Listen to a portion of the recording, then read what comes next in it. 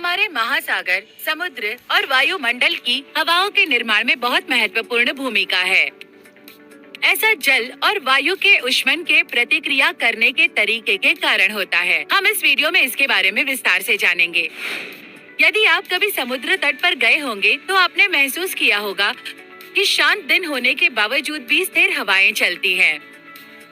सबसे अच्छी बात यह है कि दिन के समय हवाएं तट की ओर बहती हैं और रात में ये विपरीत दिशा में जाती है और तट के विपरीत बहती है।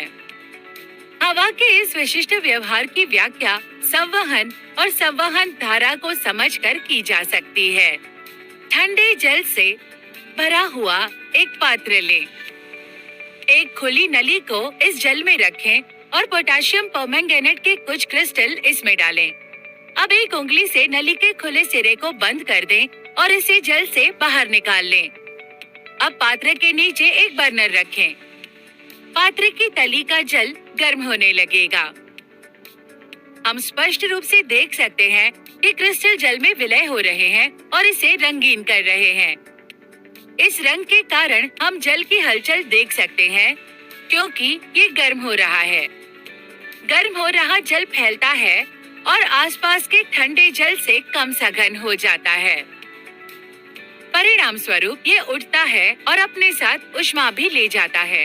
अब ठंडा जल गर्म जल के वाष्पित होने के कारण रिक्त स्थान पर फैलना शुरू कर देता है और इस कारण बर्नर के पास होने से वो भी गर्म होने लगता है।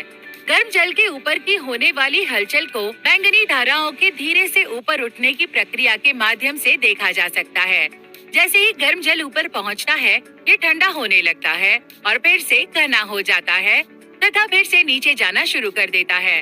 किनारों से बैंगनी धाराओं को नीचे जाते हुए देखें। ये प्रक्रिया जारी रहती है और ऊष्मा एक स्थान से दूसरे स्थान पर स्थानांतरित हो जाती है।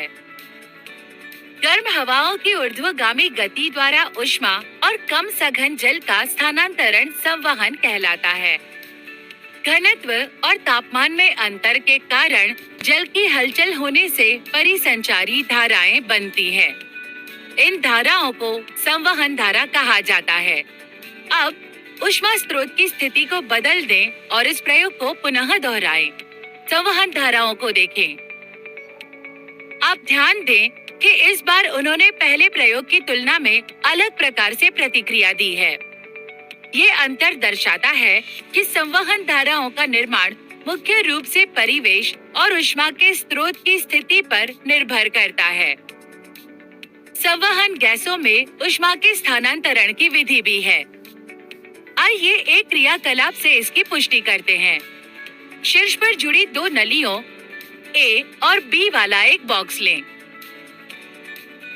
बॉक्स के आगे का भाग कांच से बना है ताकि हम अंदर देख सकें।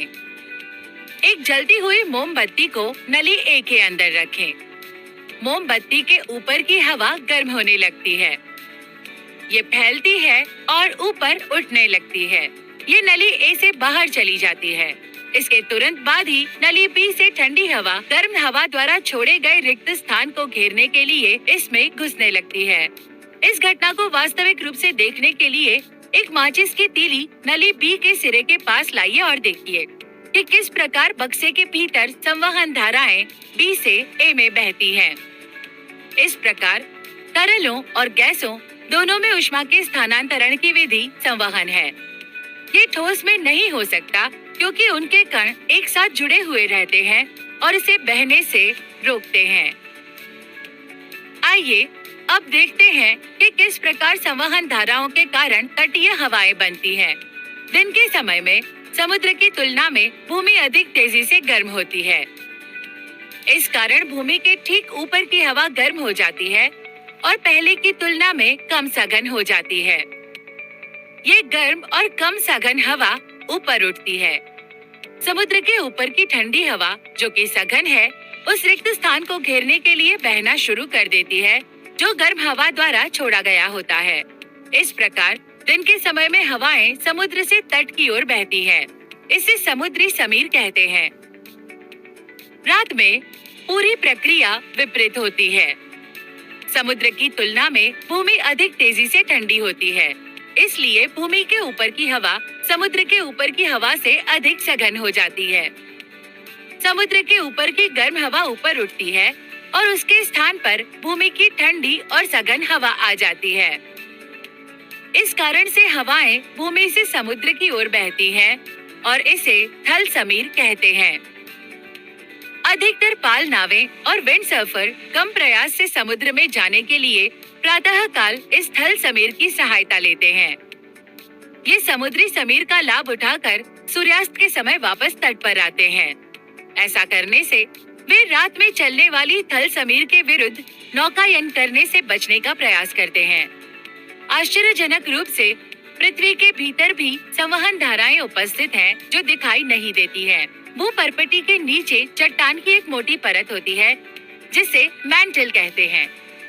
पृथ्वी के कोर के मैंटल के समीप का भाग एक गाढ़े और गर्म तरल के समान व्यवहार करता है। पृथ्वी के कोर दूर मैंटल का भाग भी एक गाढ़े तरल के समान व्यवहार करता है, लेकिन तुलना में ठंडा होता है। गाढ़ा गर्म तरल ऊपर उठता है और ठंडा हो जाता है। ठंडा तरल नीचे चला जाता है और जैसे जैसे ये कोर के निकट आता है, ये गर्म होकर ऊपर उठने लगता है। ये प्रक्रिया अनंत चक्र के रूप में चलती रहती है और संवहन धाराएं मैंटल में स्थापित हो जाती हैं। विवर्तनिक प्लेटों के कारण मैंटल पर भूपर्पटी तैरती है। मैंटल में संवहन धाराएं अपने साथ इन विवर्तनिक प्लेटों को ले जाती हैं। ये विवर्तनिक प्लेटों की हलचल ही है जिसके कारण भूकंप आता है। अब हम जानते हैं कि तरल और गैसें संवहन द्वारा ऊष्मा को स्थानांतरित करते हैं। इन तथ्यों का एक साथ उन स्थितियों में सही उपयोग किया जा सकता है जहां ऊष्मा का प्रवाह अवांछनीय है। उदाहरण के तौर पर ऊनी कपड़ों में हवा रेशों में फंस जाती है। ये आपके शरीर के माध्यम से गर्म होती है, लेकिन न ही ये फैल सकती है और न ही ऊष्मा का संचालन कर सकती है। परिणाम स्वरूप हमारे शरीर के आसपास वायु की एक पतली और गर्म परत बनती है जो हमें गर्म रखती है। सारांश: तरल और गैसें संवहन के माध्यम से ऊष्मा स्थानांतरित करते हैं। ये ऐसी प्रक्रिया है जिसमें कणों के एक स्थान से दूसरे स्थान पर सामूहिक प्रवाह से ऊष्मा प्रवाहित होती है। तापमान और घनत्व में अंतर के कारण गैसों या तरल पदार्थों की गति के कारण संवहन धाराएं उत्पन्न होती हैं। वायुमंडल में संवहन धाराओं के कारण तटीय समीर बनती हैं। पृथ्वी के मैंटल की संवहन धाराएं भूकंप के लिए उत्तरदायी हैं। एक तरल अगर प्रवाहित नहीं हो पाता है तो वो ऊष्मा का स्थानांतरण नहीं कर सकता।